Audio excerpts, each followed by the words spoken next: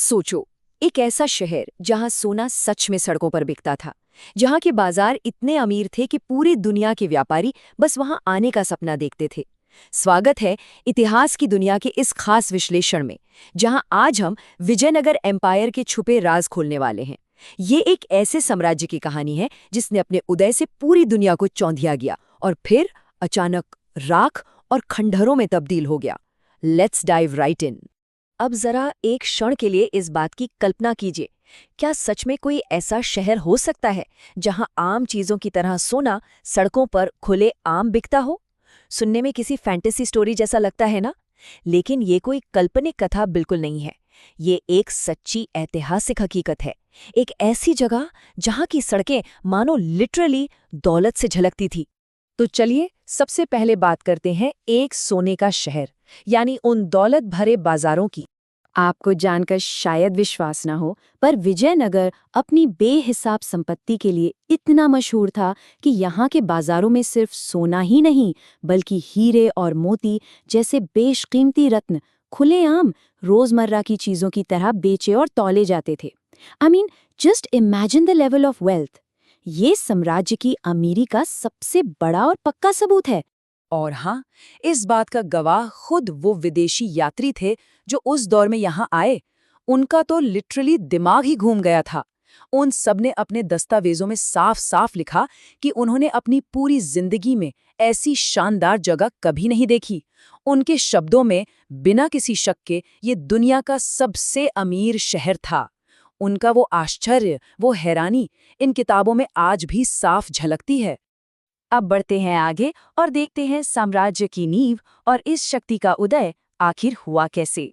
तो कहानी की शुरुआत होती है साल 1336 में, जब दो भाइयों हरिहरा और बुक्का ने इस साम्राज्य की मजबूत नींव रखी।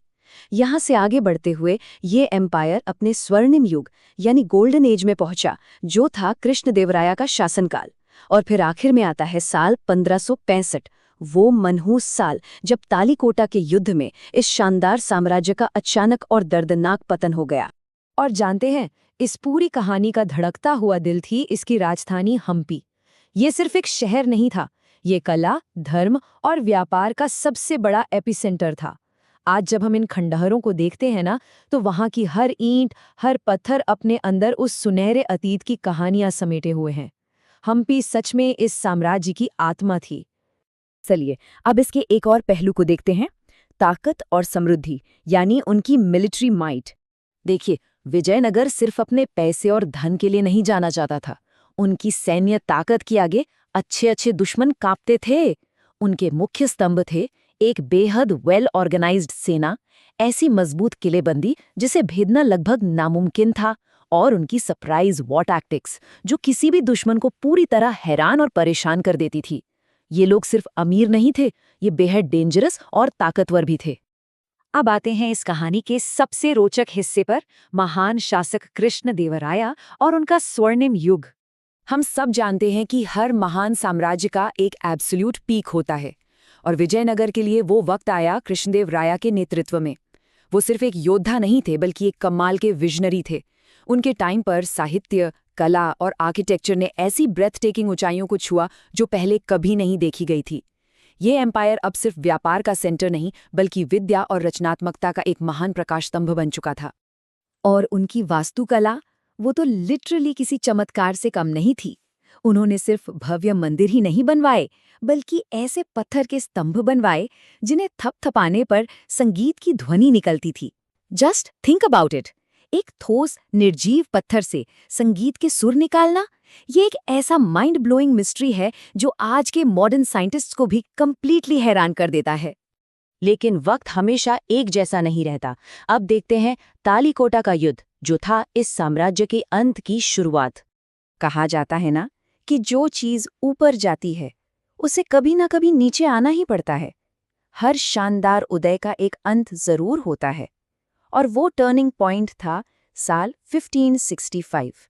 एक ऐसा साल जिसने आगे के इतिहास को हमेशा के लिए बदल कर रख दिया।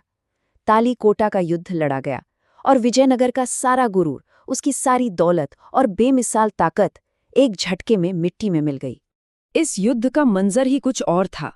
एक तरफ था अकेला विजयनगर साम्राज्य अपनी पूरी विशाल सेना के साथ, और ठीक उनके सामने थी 4 डेक्कन सल्तनत की एक पावरफुल संयुक्त सेना।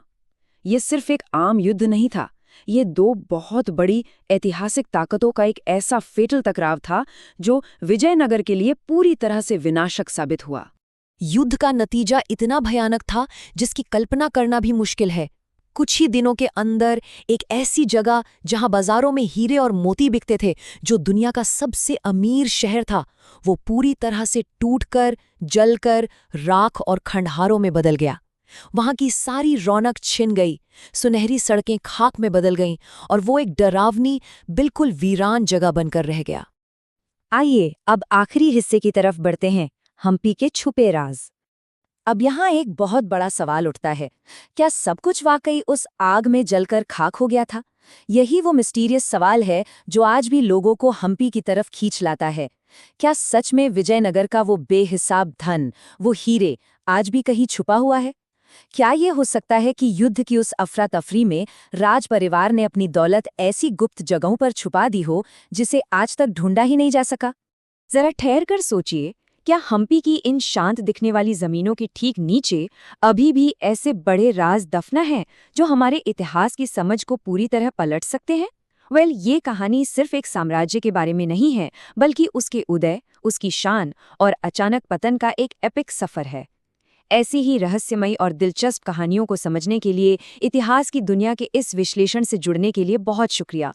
Keep questioning and keep exploring.